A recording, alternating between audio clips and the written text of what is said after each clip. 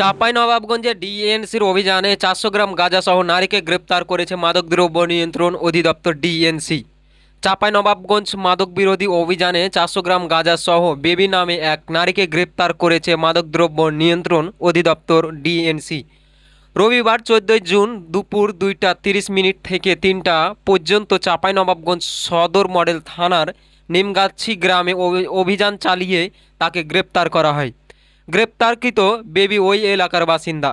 মাদকদ্রব্য নিয়ন্ত্রণ অধিদপ্তর সূত্রে জানা যায়, গোপন সংবাদের ভিত্তিতে পরিচালিত অভিযানে আসামি নিজ দখলীয় সেমি পাকা 4 কক্ষ বিশিষ্ট বসত বাড়ির পশ্চিমমুখী শয়নকক্ষের দক্ষিণ পার্শ্বে রাখা একটি আলনার সঙ্গে ঝুলানো শপিং ব্যাগ থেকে গাঁজাসহ উদ্ধার করা হয়।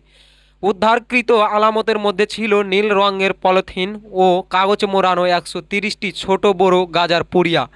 এসব গাঁজার মোট ওজন 400 গ্রাম এবং আনুমানিক বাজার মূল্য প্রায় 12,000 টাকা।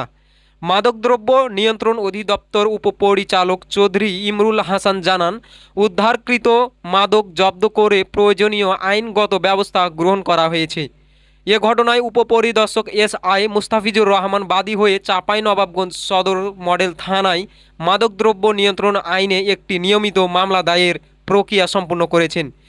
তিনি আরও বলেন, মাদক নির্মূলে মাদকদ্রব্য নিয়ন্ত্রণ অধিদপ্তরের অভিযান নিয়মিত চলমান থাকবে।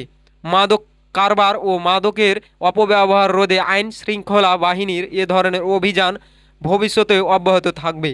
ডিএনসির এ অভিযান স্থানীয়ভাবে মাদক বিরোধী কার্যক্রমে নতুন মাত্রা যোগ হয়েছে বলে সংশ্লিষ্টরা মনে করছে।